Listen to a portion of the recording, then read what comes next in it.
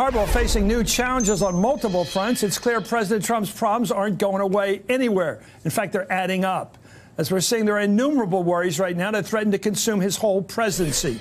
Most recently, there are the tape recordings made by former staffer Omarosa, with a promise of more tapes to come. There's the looming prospect of a damaging report from the special counsel, not to mention the legal wrangling over Trump's testimony and a potential subpoena, especially over the issue of obstruction. Then there's the trial of Paul Manafort, which could conclude in a matter of days. Then there's the unpredictability surrounding Michael Cohen. What's he got to say? Who could spill easily more of the president's secrets? Then there's those already cooperating in the Russian probe, including Michael Flynn, who's already talking. He's already told prosecutors what they know now. Last but not least, there's the growing possibility that the president's own son, Donald Trump Jr., could be in serious criminal jeopardy in connection with the Trump Tower meeting. All these concerns, in addition to actually catch this, being president of the United States on the side of all this stuff.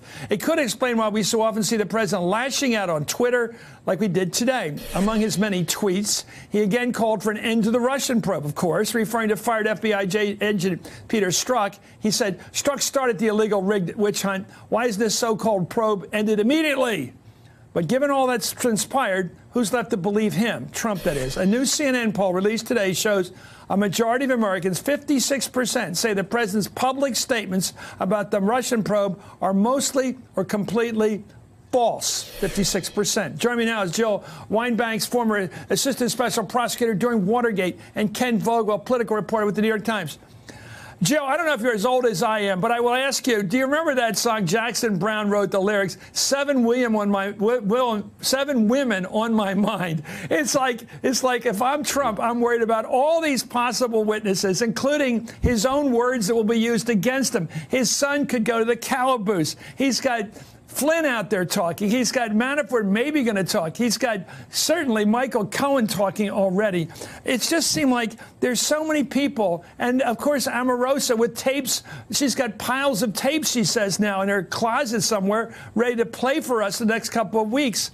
How does a guy like that, a defendant basically, keep his mind if he has one? Well, I think the answer is he doesn't have one and that he's delusional.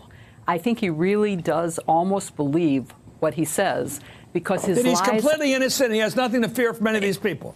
It's the only explanation because the things that he says are so easily disproved that if you weren't delusional, you wouldn't say them. A liar always says something that there's some way of proving is true or some way you could make people believe it.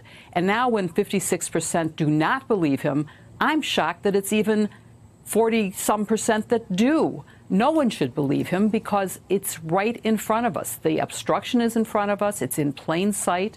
The collusion, which is not collusion, it is conspiracy to defraud the United States, conspiracy to violate our election laws. Those are things that are crimes being committed in our face. And when he says stop the investigation in a tweet, and by the way, speaking of tweets, I consider it an insult to dogs to have used that reference because I'm a big dog lover.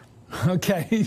Let me go to Ken on this. It seems to me you've got a lot of potential witnesses and active witnesses. You've got people, all of whom, starting with Manafort and Flynn, talk to him, and Cohen as well. And I think Omarosa, probably on the further outskirts, all heard him talking for all those months they worked with him. You work for a boss. I've been in politics. You hear them talk. They don't hide in the corner and talk. They're talking all the time like Popeye.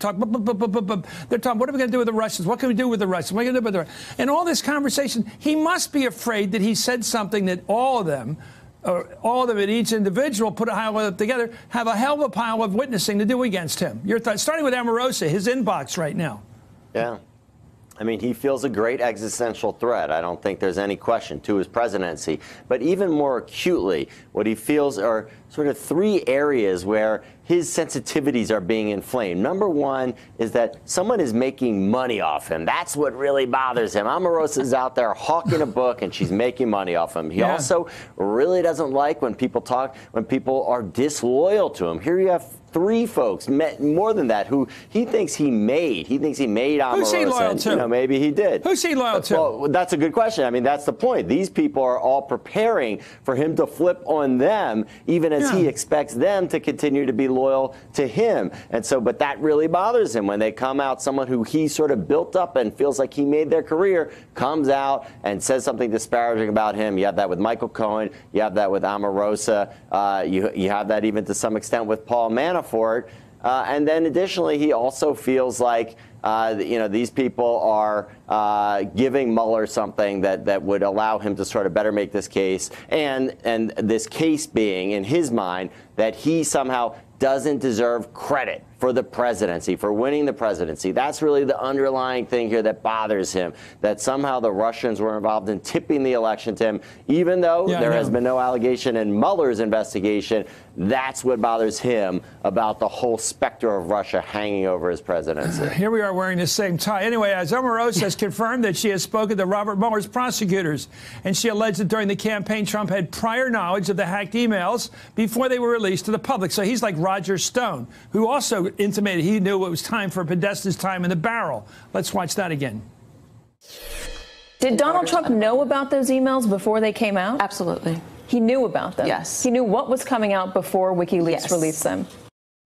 Well, she didn't provide any evidence to back that allegation. NBC News reported in February that Mueller has been intent on finding out whether Trump knew about those hacked emails before they were released. Let me get back to Jill on this. She has been called as a witness. It came out last night in passing at the end of our interview last night. Omarosa pointed out he may ask me, call me again. So we have evidence already that Mueller thinks she's got something worth getting testimony from, and probably go back to her again, right? Absolutely. And there's no question that if he knew what was on those tapes, and if he knew that they were hacked by the Russians, that is the end of the case against him. That is unbelievable evidence. So I hope that she has proof of that, or that Mueller has gotten the proof of it. He is getting desperate. That is Trump. He's actually taken out against his son now when he says, to the best of my knowledge. He's throwing his son under the bus. So he is really getting desperate. And I think he's really worried about all of the very many witnesses. He said he would bring the best to the government. And he has brought people who reflect his own values, which are none. And they're all birds of a feather flocking together. And we need to really take a hard look at what we're going to find out. Hey there, I'm Chris Hayes from MSNBC. Thanks for watching MSNBC on YouTube. If you want to keep up to date with the videos we're putting out, you can click subscribe just below me, or click over on this list to see lots of other great videos.